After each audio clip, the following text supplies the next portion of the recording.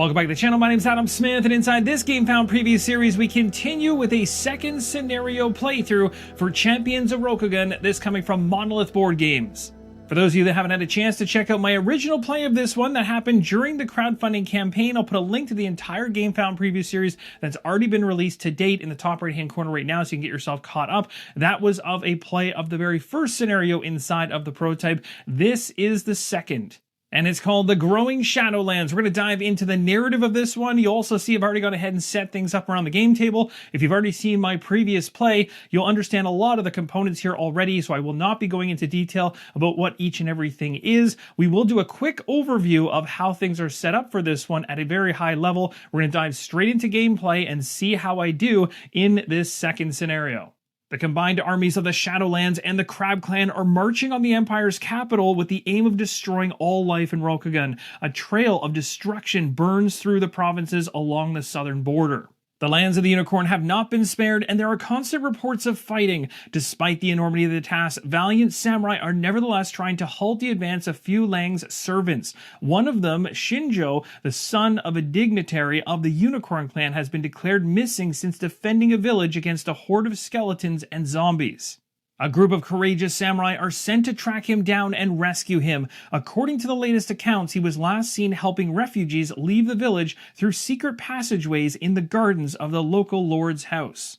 Event token number 1 in the top right-hand corner shows the local lord's house. This is the house we need to first check based on information we gained to see whether the young samurai is there. Act number 1 is called Find the Young Samurai, and that's going to be our goal. You'll see 2 locations, 2 spaces or areas on the game board where we can bring our samurai into the equation. I've got a total of 5 here, and I've spread them out like this. With those tokens removed, I'll also remind you that each of the areas on the game board have a space limit of 4 for the miniature value.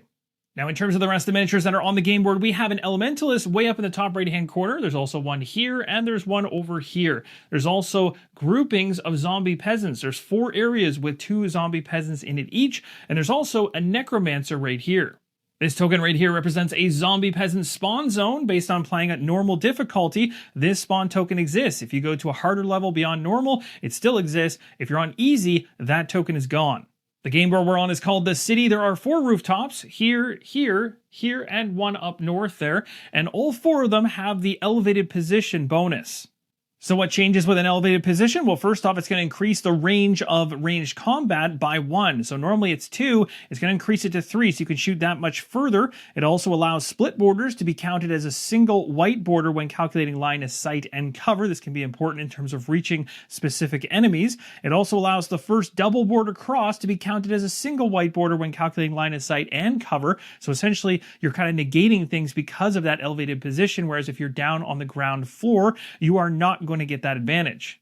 The key thing to remember with the 2 things I just mentioned in terms of allowing split borders to be counted as a single white line and also the first double border cross to be counted as a single white line is the idea is that it's reducing the opponent's ability to benefit from cover overall. It's also worth noting that none of these advantages actually work when it comes to being on one roof and targeting another roof. The final thing to mention is that if your target you're going after is inside of a building, like right here, and you were sitting here, you're not going to be able to target and get those advantages as he's inside the building. My companions are all set up on the far right-hand side. You can only see 3 of them right now, but there is one more. Each of their dashboards has a specific color, and I placed a cube on the miniature so that you know exactly which one I'm working with for each of them as I go through their turns. Also worth mentioning, I'm sticking with the exact same champion that I had last time. Really like her. She has the ability to attack from range as well as do up-close melee combat.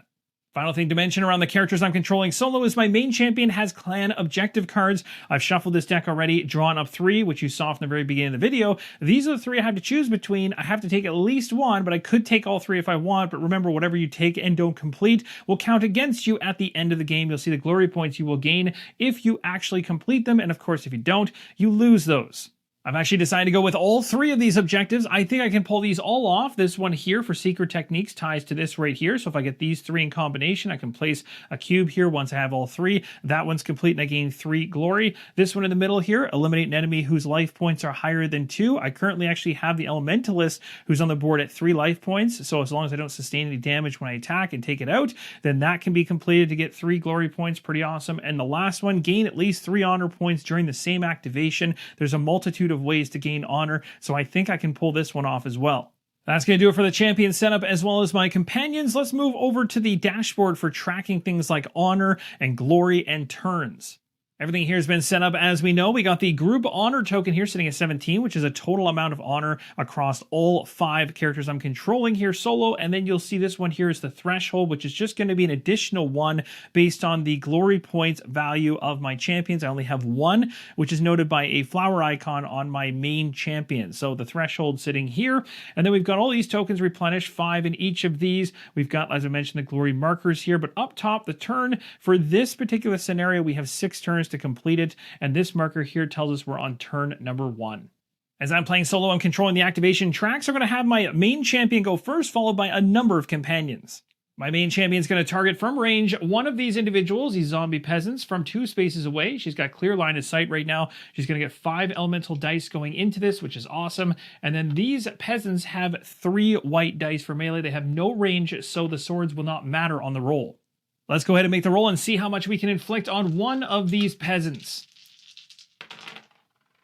I think it'll be a good idea to lean into a reroll here using a key point. So I'll spend 1 key point off of my board down here, moving it over to the exhausted side of the equation. We're going to reroll all 3 of these. I really like this going on. We're going to get 1 more of those. And of course, we get a total of 3 of those. We get an additional sword on top of it, which would be awesome. So we're going offensive with this. We don't have to worry about defense because, again, the swords don't matter in this equation. We only have to get past the defense and the life points of the zombie peasant, which is 2. So a total of 3 will do it. So let's go ahead and continue trying to find that. And we got it. Now, my main champion had 6 AP to start. That ranged attack costs 3 AP, so we're moving the blue cube on the dashboard from 6 down to 3, so we still have 3 remaining. I could make another long-range attack here, but there's also an effect that's going to happen. Now, the one thing to note is right now, we are not going to gain any honor because it has the keyword insignificant on it. However, my main champion gets 1 glory for the kill. So just so you can see, right here is the AP that I dropped from 6 to 3. Over here on Glory, we're going to find the token, the purple one, that relates back to this character right here based on the dashboard, and place it on 1. Also worth noting, I have nothing else to gain off of what I've got going on my dashboard or my objectives here, because this up in the top right, you get an honor point when you inflict at least 2 damage and sustain none in melee combat. I did a ranged attack, so remember that. This, again, is not going to matter until we get 3 wind, and we'll be able to trigger that, which will help us out with one of the objectives. And over here, even though we eliminated an enemy whose life points are at 2, it's not higher than 2. It has to be higher than 2 for this one to be able to be completed. We are very close. We need to find somebody likely like the Elementalist or potentially the Necromancer to pull this one off. I'm going to spend my last 3 AP to target this individual right here. We're doing the exact same roll yet again. Hopefully we'll get a similar result in terms of success. Let's go ahead and roll all the dice together and see what we get. We were very close to a Harmony of the Elements roll there, but we do have 2 of the water, which is awesome, so we can work towards getting some successes off that offensive side of the equation, because again, when you're doing attacks, your offense side is going to be your fire and water, your defense side is your wind and earth, and your void is kind of your wild on the side that we can use. Now, this is the only enemy die that came through that has defense. Again, the swords don't matter, so I push those other 2 off to the side. That sword doesn't matter as well. We got 1 defense here, plus the 2 life points. We need 3 just like last time. We're going to go ahead and make a reroll with the last key point that I have. That's going to expend on the dashboard for my champion. Let's go ahead and make that roll and hope we see 1 more water element in the fray. We got it. That's another zombie peasant down and another glory point for my champion. That's going to do it for my champion's turn. Let's now move on to the next color in the activation row, which is the green token, which is my green companion. My green companion is going to use some movement to get into the same space as the Elementalist to make a melee attack. Out of the 6 AP that I have, that cost me 3 to get into that space, 2 south and 1 off to the west. My last 3 AP, which will wipe out all the AP I have for the green companion, will be used for that melee attack. Let's go ahead and make our roll. Now 2 gray dice are coming in for the Elementalist. Let's go ahead and make the roll and see how we do. Now, inside of melee combat, I have to think about what I'm doing to the enemy and what the enemy is also doing back to me. So I'm getting 2 hits back to me, a defense there. So for me, I'm going to choose probably to stick with fire, I think, on the offensive side of the equation. We're going to reroll to try and find more fire to pump that up. We also want to hold on to something for defense and hopefully get enough to block all of what's coming at me for 2. So I'll hold on to the earth for 1 defense, and we're going to use a key point to reroll these 2. Let's go ahead and see what happens. Let's go ahead and use Call the Void. That allows me to take 1 of these to discard it in order to turn this to whatever I want it to be. Now, it's not going to be exactly the roll that I want in this situation, but it's still pretty solid. So we end up inflicting 2 damage on the Elementalist because we got a total of 3 here, but it blocked 1. So 2 on there. We need 1 more in order to take it out. But we also gained something from having the 3 fire. We gained 1 additional key point. The Green Companion did not eliminate the Elementalist, so no glory is gained there, but in terms of honor, we did actually wound this Elementalist, and because there's no keyword on the card for Elementalist that says insignificant, we do gain an honor for the Green Companion. You'll see the additional key point that I gained on the Green Companion right here. Also, we went up by 1 honor, so we're going from 3 at the default value right here to 4. But we did sustain a wound because we only had 1 Earth defensive element and the 2 swords came at us, so 1 gets through. It's time for a correction, and as I mentioned on screen, I accidentally, don't know how I did this, took 2 glory for killing off the 2 zombie peasants at the beginning of the game, but their card actually has 0 glory points, as I already knew, and has the insignificant keyword on it as well. Don't know how I messed that up, but essentially, I have no glory points for my main champion. These go back to 0.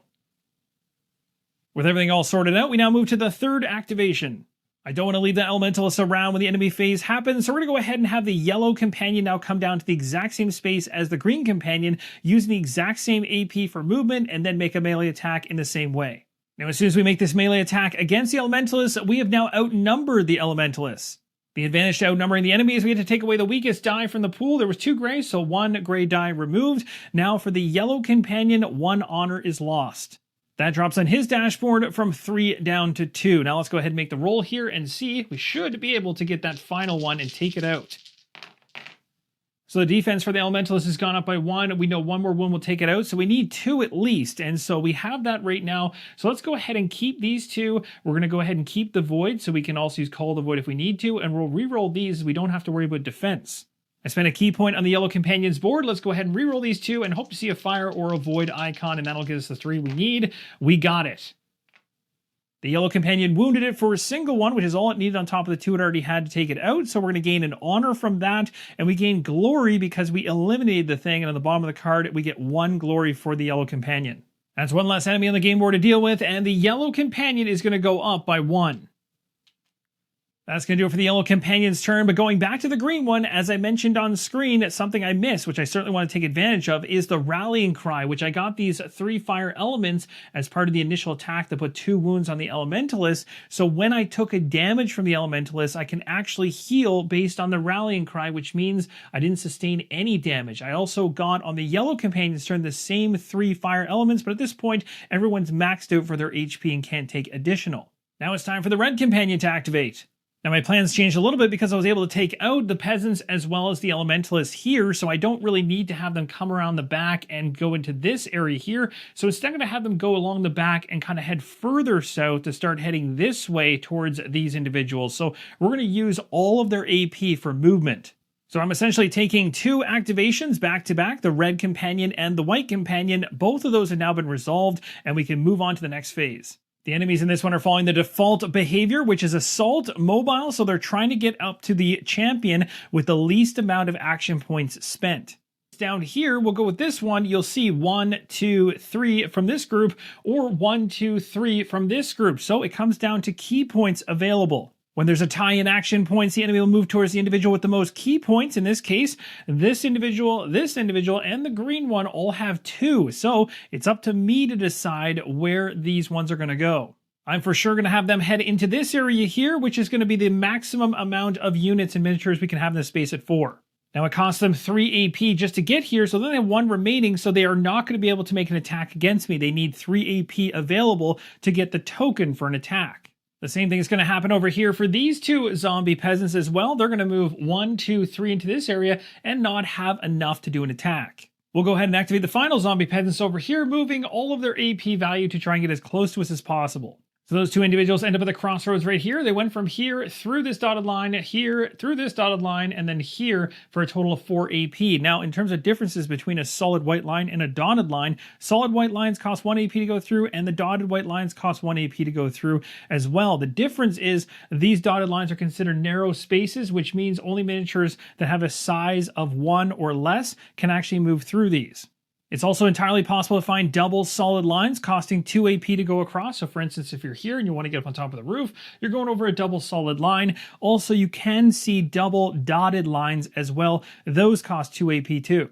Let's go with the Elementalist right here and see which one is closest. It appears it's going to be this one right here. Now, the Elementalist has a total of 4 AP, so 1 to get here. Can't really target anybody, can't even target this character here, but once it moves to here, it's going to have the availability to target here or here, but it's already spent 2 to get there, and with 4 AP, it cannot make an attack at this point. We'll deal with the other Elementalist up in the top right-hand corner in just a second. Necromancer here is going to move a position to be within 2. For its ranged attack, it can pull off against one of the enemies in this space.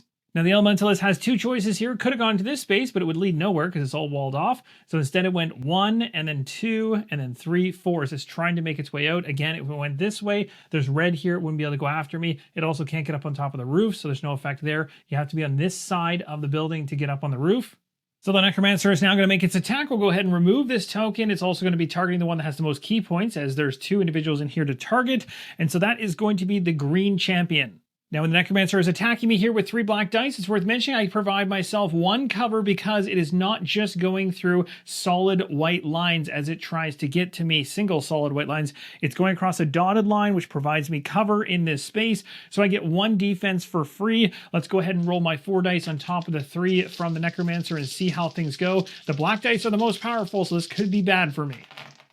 Not a bad roll. Now I'm focused on defense here because I don't have any ability to attack back because I don't have range with this character. So I'm definitely going to re-roll this one here. And I think I might hold on to these 2 depending on how this goes. So I'm going to spend a key point right now to re-roll this one to hope for another wind or another void. And we got another void, which is perfect. So we can now discard this and we can change this to 3 wind. And that's all that's necessary in order to block everything coming from the Necromancer. Now with the 3 wind elements, we also gain an action point as well as 1 point of life healing. The life healing is not going to matter because I'm already maxed out there, but the action point we will definitely gain. Enemy movements were all done, the attacks that were available are all done, and now we move to respawn if we have one. We do. It's going to bring in 1 additional zombie peasant here. Going into the recovery phase, let's find out how much honor we have across everyone I'm controlling. We had an additional one added into the fray, so we're jumping up from 17 to 18. Any bonus key points are removed at this point. I only have 1 here for the green companion, so we'll take it away. We also bring back available all of the other key points, including my main character. Action points all increased for my companions by 6. This one, the green one, had an additional, so we got 7 there, which is nice. And then my main champion had 0, so jumps up to 6, which is the normal default. So we're all set for action points. Now let's move into our next turn. We now move into turn number 2, so we'll move this up by 1. We also gained 1 honor overall across all the characters I'm controlling, so we're currently up to 18. And that's going to do it. We also have to set our activation.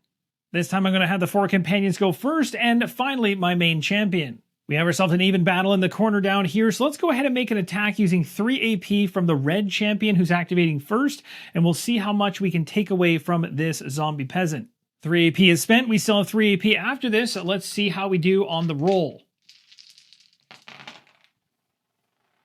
This is a fantastic defensive roll, but not so much on the offensive side of the equation, which is what I was gunning for. So I'm going to spend a key point to re-roll pretty much everything here. I might hold on to the void. All right, key point spent. Let's see how we do with this. Hopefully we can see some more. I want to see swords. I want to see something offensive. So fire and water elements, that's will give me key point spent. Let's go ahead and make this roll. I want to see fire and water as my elements, and we did not get much of that. I'm going to go ahead and spend 1 more key point, my final one, to re-roll these 3 right here. We're going to keep the 2 void now and see what we get off of this. Come on. And that, my friends, will certainly give us the offense we need. So we're going to go ahead and discard this one. We can turn all of these to the blue, which is going to be 1, 2, 3, 4, plus an additional one as the bonus for having at least 3. So that's going to be a total of 5 going at this individual. So it's definitely dead, but we're taking 2 hits. We gain no honor from any of the wounds we did, and we don't gain any glory for killing this thing off. We also don't gain anything from this effect here or this one here, but we are taking the 2 hits, dropping ourselves from 6 down to 4. We're going to spend 3 AP right now. We're also going to be outnumbering this individual, so we're going to take away 1 of the dice it's going to get, but we're also going to be losing an honor on the red companion. All right, let's go ahead and make the roll and see how we do. We don't have any key points to re-roll anything at this point because I burned them all in the first attack. Let's see if we get lucky here. All right, there's not much I can do with this, but I can go ahead and choose to have this be my defense, which is going to block the 1 easily, and then the 2 attack will get sucked up by 1 defense, but 1 will get through. And even though we put a wound on this individual, no honor is gained for these. The red companion is done. The white companion is now going to go, and we're still outnumbering the enemy, so the white companion is going to lose a point of honor, but one white die removed here from the equation. Let's go ahead and make the attack, and again, 3 AP to make this attack, but we have some key points to spend now. Overall, not a bad roll, so we'll go ahead and just put these off to the side for a second here and think about what we want to do. Now, we're kind of leaning into this. We also have a defense here, which could be handy, but I do kind of want to continue going. So maybe what we'll do is we'll spend a key point, we'll keep the void, and we'll re-roll these two. Let's see how we do. That's going to do nicely because 3 right here plus an additional 1 for the combination is 4, minus 1 defense is 3 getting through. That is more than enough to kill this thing off. And on my side, I'll be taking a hit for the white champion as I have 1 defense and it's coming at me for 2.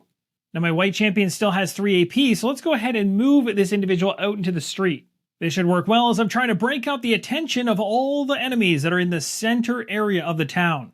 Now time for our yellow champion to activate right here. We're going to go ahead and start swinging at the zombie peasants in our space. Now it's even right now, so there's no outnumber situation going on. So we're rolling 5 elemental against 3 white dice. Let's see if we can clean things out inside this building. All right, it's going to make things a little tough because there's 2 defense in this roll. So on top of the life points of 2, we're going to need a total of 4. So we probably should lean into trying to get the blue yet again to get the 4 we need off 3 blue. So what we're going to do is we're going to hold on to the earth for some defense. We're going to hold on to the void for a potential void roll. And then we're going to keep these 2 water ones and we'll re-roll this for a key point. All we need to see is a void or a water and we're in good shape to take it out. And we got it. That is absolutely perfect. So 4 off of this, minus the 2 defense, 2 life points. This individual is gone. However, it comes at me for 3. I block 1, so I'm taking 2 hits, dropping my yellow companion from a total of 6 down to 4. Pretty good overall. Let's go ahead with the final 3 action points. We're now going to attack from here to this individual, but we are now outnumbering. So a white die is going to be removed, and we're losing an honor off the yellow companion. All right, let's see how this roll goes for us. So let's find out. That actually worked out really good. I'm really happy with the 3 fire because that's literally going to be all we need to do all the damage we want to do. So we're going to definitely spend a key point right now. We're going to re-roll the void one looking for wind. Let's see how this goes. Hoping for good things, and we didn't get it. All right, well, that's okay. We still got 1 defense off this. The 3 here is going to be the 3 we need to take it out. It only has 2 life points. It didn't get any defense. It's coming at us for 2. We're taking 1 hit. The yellow companion certainly did its job, so we're done there. We're now on to the green companion, who has the additional action point at 7. We're going to use that action point to get in the same space as the 2 other zombie peasants and the elementalists. Now, we're definitely outnumbered in this situation, so we're going to gain an honor for being outnumbered, and we're going to be losing a die on the attack, which isn't so great. And I think for this attack, it makes a lot of strategic sense to go after the zombie peasants and leave the elementalists in the same space. It's a little bit weaker when it uses its attack from up close versus range. So we'll stay in the same space and kind of just go after the peasants. The peasants are coming at us with 3 white dice, as we know, but I only got 4 this time going in. Let's see how we do. That enemy roll is crazy with 2 extra defense on top of the 2 life points. We're going to need a total of 4 just to take this out now. Let's spend a key point and lean into that fire and see whether it can help us out. Not bad. We got another one. Let's go ahead with 1 more key point and just hope we get lucky on this final roll. Now, we're still going to have 3 after this as well, but I'm going to try to see if I can pull something off here. If I can get the 4, I can at least wipe out 1 of them. Come on. You can do it. No. Now, the good news is here, 3 is going to be blocked by 2, but 1 is going to get through, which isn't too bad. And then on the other side of the equation, we are triggering this right here, which is going to provide me 1 life back. So when this thing hits me back, which is hitting me for 2, and I'm actually blocking nothing, I'm going to take 2 right now, but I regenerate 1 from Rallying Cry, so I only end up taking 1. Now, you'll notice to this point in this play, I haven't gone ahead and used Honor in order to change any die results yet, but I think I might be soon. So we're going to go ahead right now and spend 3 AP to do another melee attack against the same individual that has 1 wound. So it's going to drop me down to 1 AP. I'm also gaining a Honor, so I'm up to 6 Honor now on the green companion, and we also lost a die because we're outnumbered still. So let's go ahead and make a roll now. I have no key points going into this one, so we'll see how this pans out for me. This roll works perfectly for taking out the enemy, but what I'm juggling in my mind right now is whether I want to spend 2 honor points for deception to change this either to a fire emblem to get the benefit of this combination, or instead I can actually change this to an air icon to allow me 2 defense to block everything coming at me from that side of the equation. But I think I'm okay with taking the 1 hit. So the green companion will be down to 4, and then this combination, which didn't land like this, it actually landed like this, is going to be 2 minus the 1 defense, which is enough on the 1 I already have to take out this individual. I've got 1 AP left, but I'm going to hold off on spending it. That's going to end off the green companion's turn. We now go to my main champion. Now my main champion is I'm going after the Elementalist. This will be quite the battle here. Now it's from range, so it's going to be a black, gray, and gray going in with my 5 right here. We spent 3 to make the ranged attack. Let's go ahead and find out how things go. A very interesting roll indeed. We got a lot of defense on both sides of the equation, which is not exactly what I wanted to see. Now, in terms of this 2 defense to get to the Elementalist on top of the 3 life points it has, we're going to need 5 to take it down. That's going to be tough. So it looks like we're going to have to do 2 back-to-back attacks to make this happen. So let's go ahead and keep the water element and the void, and we'll reroll these 3 with 1 key point and see how we do. I'm going to push 1 more time with the last key point to see if I can make these earth elements change into something void or for the water element. Let's see how this goes. This could be dicey. Well, that certainly didn't work out for me, so I'm going to go ahead and use Deceptive. So I'm going to go ahead and spend 2 honor points, drop myself from 5 down to 3 for my main champion. We're going to change this fire one here to this void symbol. Then we're going to go ahead and discard the void symbol in order to change these to water elements. That's going to give me 3 successes plus 1 for the bonus of having those 3, minus the 2. And then, of course, taking a look over at the Elementalist with life points of 3. So 4 minus 2 is 2 getting through. We're just 1 shy of taking it out. You'll see it was worth some honor to use Deceptive because by putting a wound on this Elementalist, because it is not an insignificant figure, I do gain some honor right now, so I jump back up by 1. That's going to do it, but we still have 3 action points remaining, so we're going to go ahead and make another ranged attack against the Elementalist. So again, shooting from range, we're rolling 5 dice. 3 dice here for the Elementalist, and of course, if it gets swords, which it didn't last time, but it could actually attack back at me, so hopefully that doesn't happen, we can wipe it out. We have no key points this time, though. This thing is doing everything it possibly can to avoid being killed off. Now, if we stop with this right here, which is pretty much all I can do because I have no key points to spend, these will provide 3, but then it's all blocked up by the defense, which is brutal. So here's the kicker. In order to guarantee that I can kill this thing with the crazy roll that it got here and no ability to manipulate anything in here, I don't have any void going on, I could spend another 2 honor with my character to change this to a fire icon, and that would give me enough to push over the hump of defense to kill it, which I think I'm going to do because I want to take it out. So we're going to drop ourselves from 4 down to 2. I also gain a bonus key point, but unfortunately, as I've run out of actions, that's not really going to be beneficial during this turn, and this Elementalist is gone.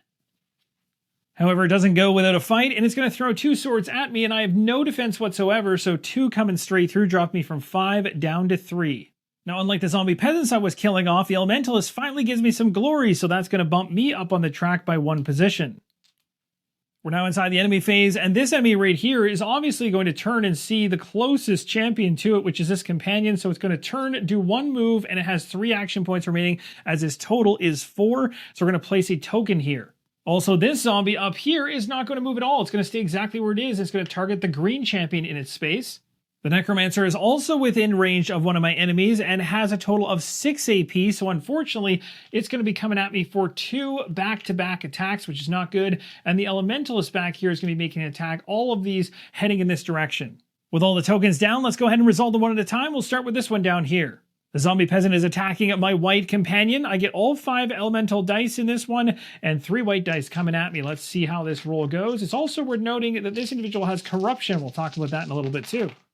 Now it's coming after me with a decent hit here of 2. Now the good news is if I go ahead and just use these for defense right now, nothing's coming through. And corruption is only going to hurt my purity if I actually have damage being thrown against me. So if I actually negate it, I'm okay. So I could now kind of aim to try to pull off some type of an attack back with this, although it's up 1 defense right now. So it essentially makes this fire a null in the attack. I could use Call of the Void to turn this into 1 fire and get 1 point of damage against. And that's exactly what I'm going to do. I'm going to put 1 damage on the enemy, and I take nothing. Let's go ahead and resolve the zombie peasant in the center here. Another melee attack is occurring here, coming from the zombie peasant. We'll take this one away. Hopefully we can block everything and take no corruption here. Let's go ahead and make the roll. It's going up against the green companion. I have no key points available. Now, the purity aspect of the game is really cool because it teeters on the edge of your actual companion turning against you if your purity diminishes down to nothing. So allowing attacks to get through with a corrupted individual like the zombie peasant is not a good thing. So all these swords are not that great for me. So I'm going to go ahead and actually just discard this for Call of the Void. We're going to turn these two into wind. That's going to be 3 of them, which is awesome because that's going to provide 3 defense right there to block everything coming from here. Even better, my green champion gains an action point, jumping up from 1 to 2 because of the combination of 3 wind, and it gets 1 point of healing, jumping from 4 to 5. Next up, we have the Necromancer. We'll go ahead and remove this token right here and make an attack against my green companion. Now, the Necromancer is attacking us with 3 black dice, and because it's a ranged attack, we only get 4 elemental dice in this on the defensive side. So here's hoping we can defend this, and again, I can't do any attacks back, so my true focus here is just on defense.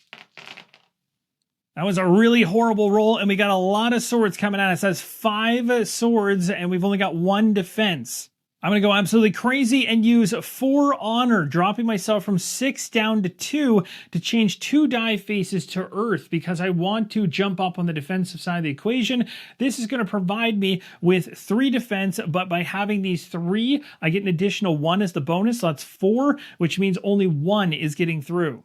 So my green companion is dropping from 5 down to 4, but unfortunately, because I took a wound from a corrupted individual, the Necromancer, and on the card it states Corruption 2, I am losing 2 purity, dropping from 5 down to 3. Now, it's worth mentioning anything that comes off a purity track can be negated by spending an equal amount of key points. So if I happen to have any on a 1-for-1 basis, I could have negated some. The Necromancer is not done with me yet, targeting me yet again. So another attack coming my way. This is not good. Let's see how things pan out. It's probably not going to be good. These black dice are brutal. And that actually works out perfectly because with 3 wind, that is going to be a full defensive block of just the 1 sword coming at me. No corruption hit this time to purity, which is great. Mistakenly said key point. It's a point of health and a action point that I gain right now. So jumping up to 5 for health and 3 for action points. My green champion's almost out of the woods, but an Elementalist is now going to make an attack from range 2 away. This is going to be another 4-element dice roll, and the dice here are going to change. The Elementalist is doing an attack from distance, so it's going to be a black and 2 gray going into the equation. Let's see how this goes. The green companion's been doing good, holding up so far. Only 2 hits coming through so far, so not too bad. Now, I don't have anything I can really do with this unless I want to burn more honor, which I really don't want to do. So what I'm going to do is just use a Call of the Void to transfer this to a Earth, which will block 1 and will take 1 hit. That's going to do it for all the enemy attacks. Was a decent amount. You can see everything going on with my companions off to the right in terms of their trackers, and a new zombie coming in at the spawn. Our group honor took a substantial hit that round, dropping us from where we were at all the way down to 10.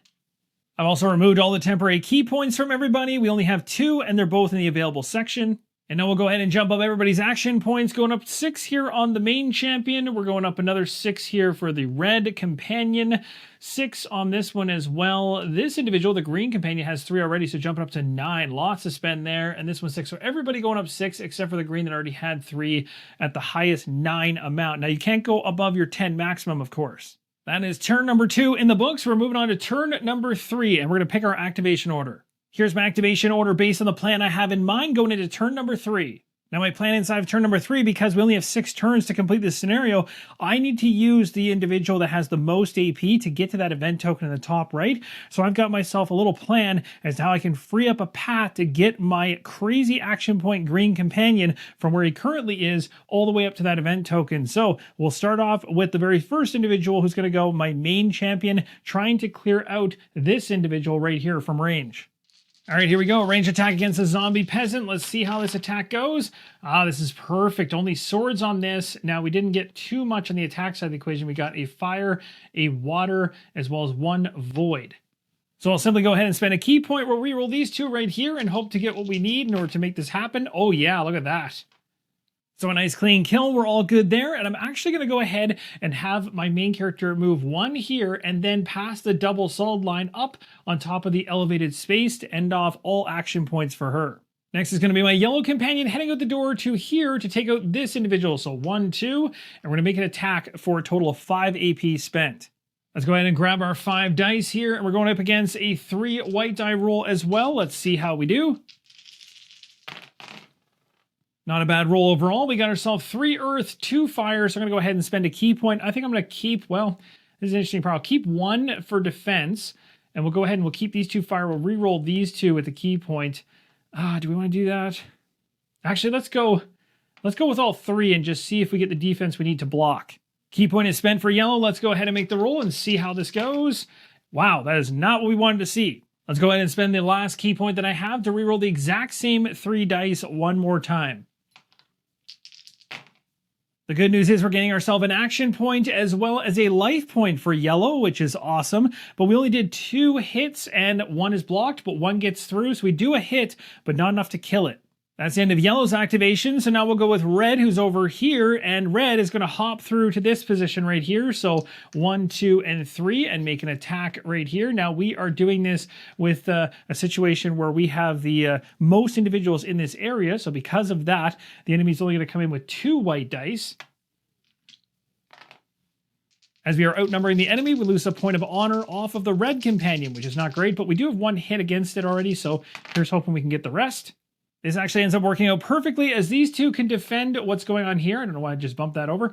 And then this, I can go ahead and destroy this one for Call of the Void to get 2 hits off the fire, minus the no defense, and that's more than enough to wipe this thing out anyway. That is red's activation, so now white is going to activate, and white is going to come up here and try and do what yellow couldn't. So again, I planned this in a way to have a backup based on where people were, so I could clear this whole path out as I want to be able to get through with green. So let's go ahead up here for 1. White's going in for an attack, so 1 AP to move, 3 to attack, and losing 1 honor because we are outnumbering this individual. The individual only gets 2 white dice in this defensive roll, and I have my 5. Let's go ahead and make the roll. Already got 1 wound on it. We're looking to do another one. There's 2 right there if we go with those, and then it's coming at me for 2, so I should probably use a key point and do some re-rolling. Now this thing has absolutely no defense right now, so it makes more sense to just go ahead and re-roll all of these, although what I could do is hold on to the earth and wind and re-roll these 2 because the 1 will get through no defense and kill it, and this I can just kind of search by spending a key point for that additional defensive icon, which, wow, I still didn't get. Let's spend another key point to re-roll it one more time to prevent any damage, and we got it. That was all I was hoping to do, so now we can go ahead and activate the green companion. And again, my goal was to try to get up to the event token in the top right. We're going to take this small passage, this narrow passageway through here. So we're going to go 1, 2, 3, 4, 5, and then go in here for 6. My green companion has 3 action points remaining. Now things get interesting here. I have 2 paths I could take. One is with 3 action points left, I could attack the Elementalist here and with 2 key points hopefully get enough to take it down. If I don't, well, I'm gonna have to deal with it. But if I want to just run away, I could disengage. If I do that, I pay an additional action point on top of the 1 to just leave. So it'd be 2 action points to here, 1 more to here. I would not have enough to walk into this space, and that's what would trigger act number 2. That's what I was trying to get to. But unfortunately, the Elementalist was sitting right here in front of the doorway, and there's no other way to go around this as there's red lines everywhere. We did a fantastic job of clearing out all of the other enemies, so let's just keep on fighting then, I guess. In this case, we'll go ahead and spend the 3 in order to make that attack here against the Elementalist, and we're doing an attack up close and personal. We do have the 2 key points still, so we have 5 elemental dice going into this. The Elementalist from, I believe, melee is not as strong. It's only 2 gray dice, which is great. So let's go ahead and roll the dice and see how we do it. I can really push hard to get enough damage, hopefully, to take it out, but it's tough. If I remember correctly, we really don't want to see any defense off these dice. It has 3 life points.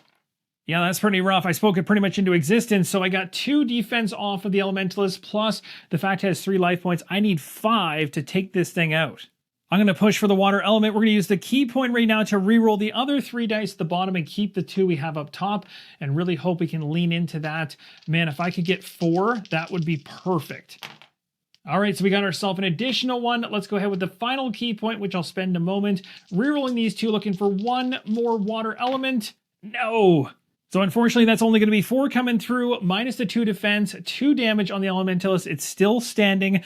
And we also, luckily, because we rolled some defense, have the ability to block the 1 coming at us. Unlike all those other zombie peasants that didn't provide me anything, putting a wound on this individual does give me a point of honor. And now thinking about that, you know what? I'm going to go ahead and be aggressive here. And I'm actually going to push back by 2. It's because I had 2. I'm going to essentially spend 2 to change one of the die faces to a water element to ensure I can actually take this out. So instead of being at 3, I'll end up at 2. So we're pushing hard by using Deception to blow this thing away. We gain the honor. We also gain glory. So I'm going to jump myself up by 1 glory-wise for the green characters. So now green, purple, and yellow are all sitting at 1 glory each. That's going to do it. That's all the action points I have, but at least at this point, there's only one enemy left on the board, the Necromancer. The Necromancer is going to turn around and face and attack the Green Companion, and that's because it's going to go after, in this behavior pattern, the individual that is closest in terms of action points. So action point-wise, there is no way this thing could move up through this line. It would have to go around, so it would be multiple action points to target this one, but just a single one here to go after green. So it is absolutely doing a double attack with its total of, 6 AP, so 2 attacks back-to-back on the Green Champion, who doesn't have any key points.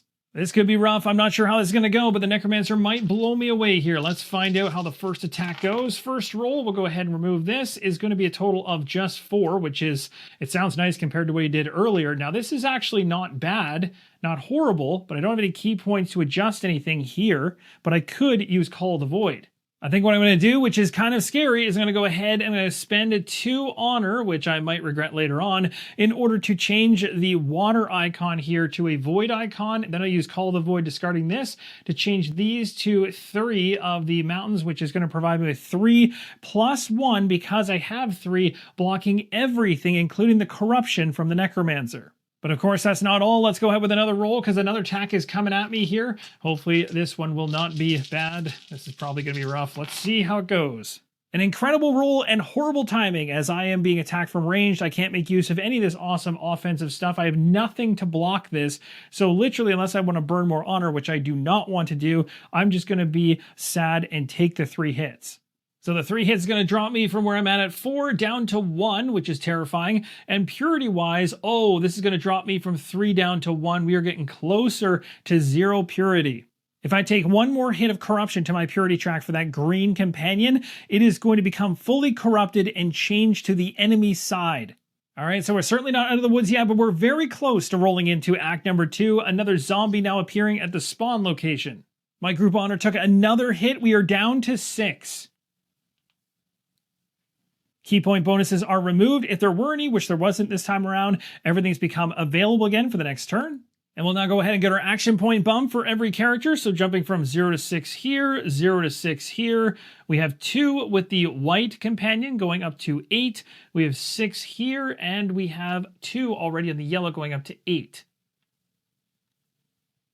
That's going to wrap up turn number 3 and part number 1 of the playthrough of this second scenario. We'll dive back in at the tail end of act number 1 in the next video, moving into act number 2, as we simply just need to get up into that room where the event token number 1 is. Thank you guys so much for watching so far. Let me know in the comments down below if you're enjoying what you've seen. And again, notice the comparisons and differences between this one strictly on the adventure side of the equation versus the other scenario that you saw that was a mix of adventure as well as an investigation going on. You'll notice there's no investigation deck in this one, and there's also battles as another game mode inside of this that still hasn't been shown even in its prototype form from what I have received. I hope the entire series to this point has helped you make an informed decision on it. Thank you guys again so much for watching, and as always, keep on rolling solo.